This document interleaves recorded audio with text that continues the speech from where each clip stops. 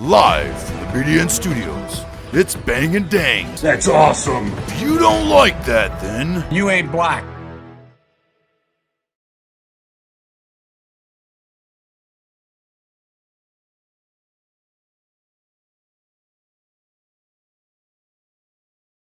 Well, unfortunately, all good stories must come to an end, because this leads us to Chancellorsville, son of a bitch. which the Army of Northern Virginia faced a serious threat by the Army of the Potomac, led by its new commanding general, Major General Joseph Hooker. Yeah, Hooker came in and did some shit.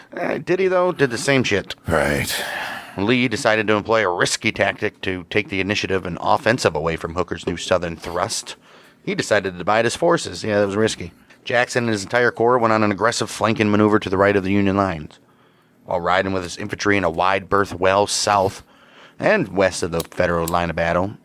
Jackson, he employed Major General Fitzhugh Lee's cavalry to provide for better reconnaissance regarding the exact location of the Union right and rear. Right. The results were far better than even Jackson could have hoped. Fitzhugh Lee found the entire right side of the Federal lines in the middle of an open field. That's where you do not want to fight the Confederates. Guarded merely by two guns that faced westward. That's what Grant wanted to fight the Confederates. He wanted to get him an open field. Right, because they had outgunned them. They outgunned them. Guarded merely by two guns that faced westward, as well as the supplies and rear encampments.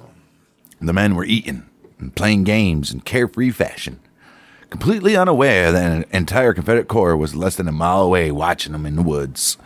Damn.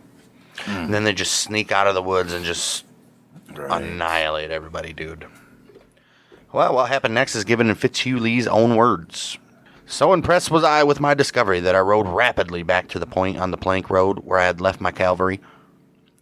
Cavalry. I've been trying to pronounce that. Cavalry. Where I had left my cavalry. Nope.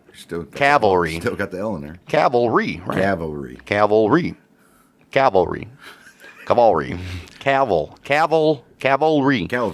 Yeah, but you say Calvary when you say it fast. It's cavalry. Cavalry. So impressed was I with my discovery that I rode rapidly back to the point on the plank road where I had left my cavalry. And back down the road Jackson was moving until I met Stonewall himself. "General," said I, "if you will ride with me, halt in your column here, out of sight, I will show you the enemy's right, and will perceive the great advantage of attacking down the old turnpike instead of the plank road, the enemy's lines being taken in reverse. Bring only one courier, as you will be in view from the top of the hill." Jackson assented, and I rapidly conducted him to the point of observation. There had been no change in the picture. I only knew Jackson slightly. I watched him closely as he gazed upon Howard's troops. This was then about 2 p.m. His eyes burned with a brilliant glow, lighting up a sad face. He's like, "Murder!" Yes. His expression was one of intense interest. His face was colored slightly with the paint of approaching battle, and radiant at the success of his flank movement.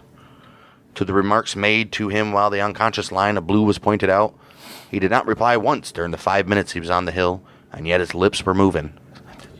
"This is going to go over there, we're going to go over there." Oh, yeah. From what I have read and heard of Jackson since that day, I know now what he was doing then. "Oh, beware of rashness, General Hooker.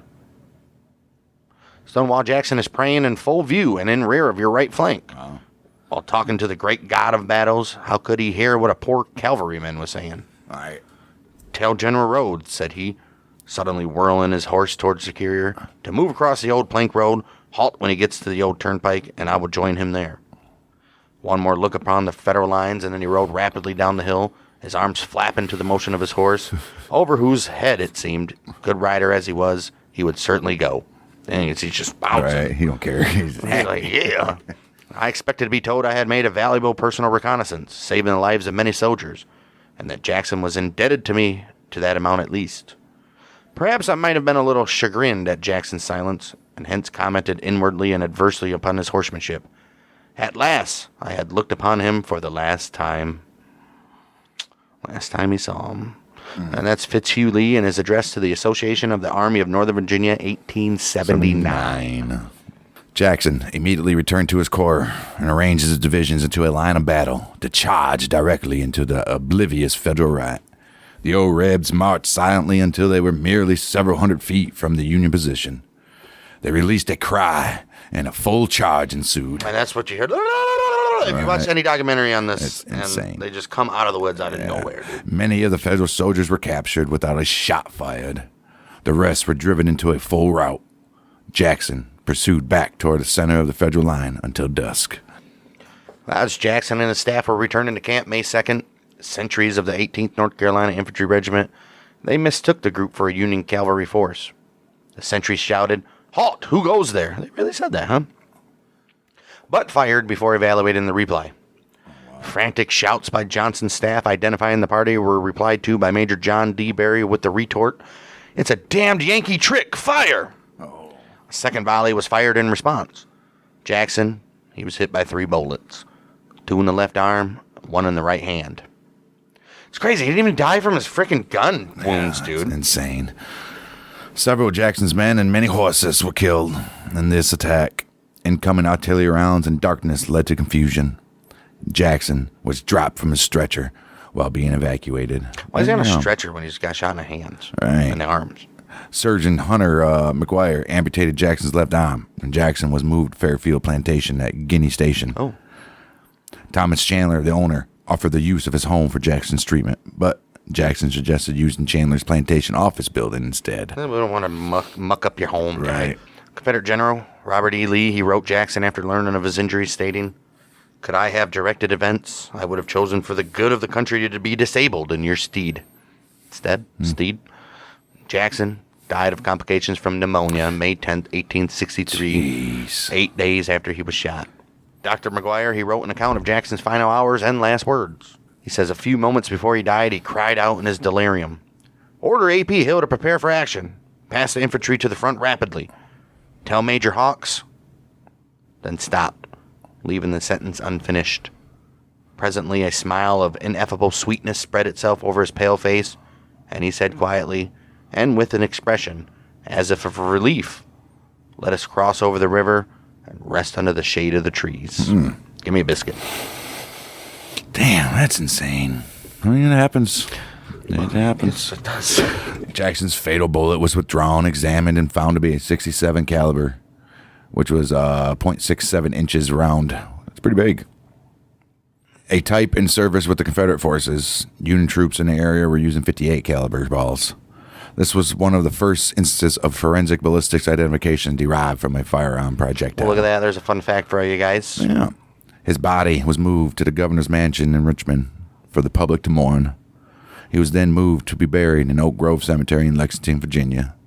The arm that was amputated on the 2nd of May was buried separately by Jackson's chaplain, Beverly Tucker Lacey, at the J. Horace Lacey House, Elwood they called it, which is now preserved at the Fredericksburg National Battlefield in the wilderness of Orange County near the Field Hospital.